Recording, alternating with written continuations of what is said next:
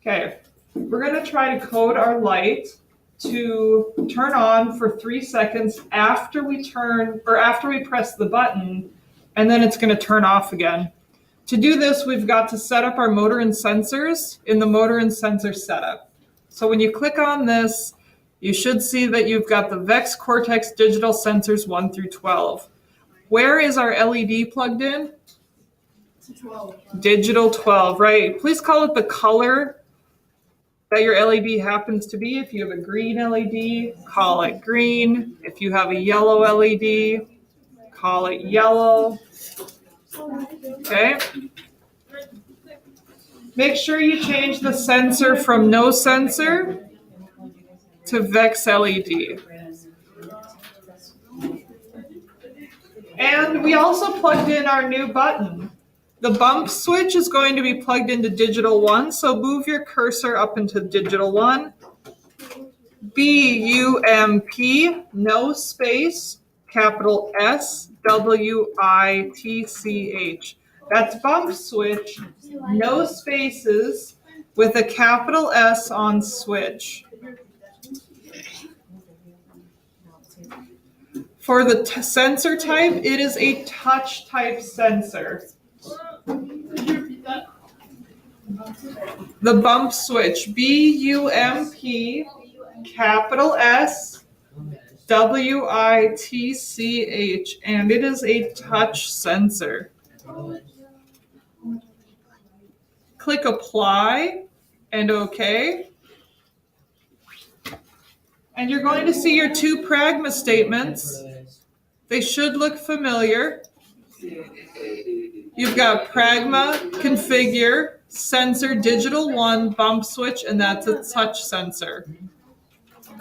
You have pragma, config, another sensor, digital 12, that's your green, and it's an LED. Here's something new that we haven't used before. Go to control structures and down to natural language. Click on natural language, and it's our first option. It says wait until condition. So we're going to have that be our first line of code, that wait until condition. So drag and drop it in between your curly braces. Please remember to tab it in, because we want to have good formatting habits. I can't find it. Where is it? It's under control structure, natural language, then wait until condition. We're telling the robot to wait until a particular condition is met. Double click on the word condition, because we're going to put our condition in there. What is the condition that we're waiting for? We want the two Button press? Press on the button. the button press, right? So do this. Go to sensors, variables, and sensor value. Now we're telling the computer to wait until the sensor value of which sensor? Sway. Digital 1, which is our bump switch. You can type in digital 1 or you can type in bump switch. Either way. Because this is an input sensor, Robot C insists that we have two equal signs, so space equals space. And what would be the value for a pressed button? 1 or 0? 1. There we go.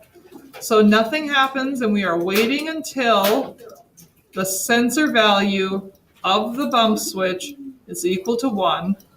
And then we're going to turn the LED on. So let's go down to sensor value and tab that in.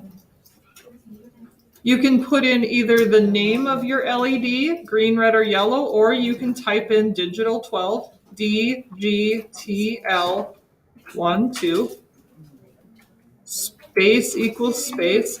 And what is the value to turn an LED on to 1? Oops, it's 1. I just said it. Sorry. We end every statement with a semicolon. Yes. For our third line of code, we're going to just add in one timing command. And we're going to put in a wait 1 MSEC, just like we did on Friday. That's timing, commands, wait 1 MSEC. Let's put in 3 seconds. How many milliseconds are in 3 seconds? 3,000. Good. Now let's put in a little single line comment. Wait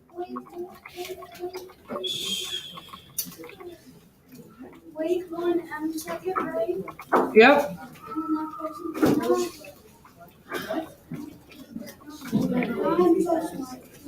For the comment, I just put press the button, light on for 3 seconds. That's what's going to happen. After the light is on for 3 seconds, we want to turn the light off again. So back to sensors and variables. I'm going to take a sensor value, put a little space between there. DGTL12.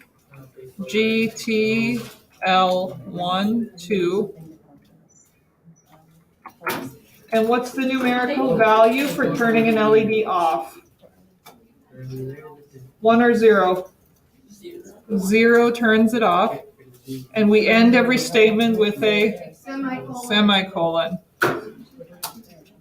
Okay, and then we're going to we'll put in one wait command again, because sometimes there is a little kind of a jump. We only need about a half a second. So what's half a second in milliseconds? 500. 500, well done. Whoops, 500.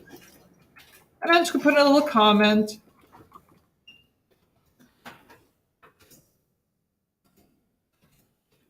Okay. Compile your program and then download it to the robot. Give it a try.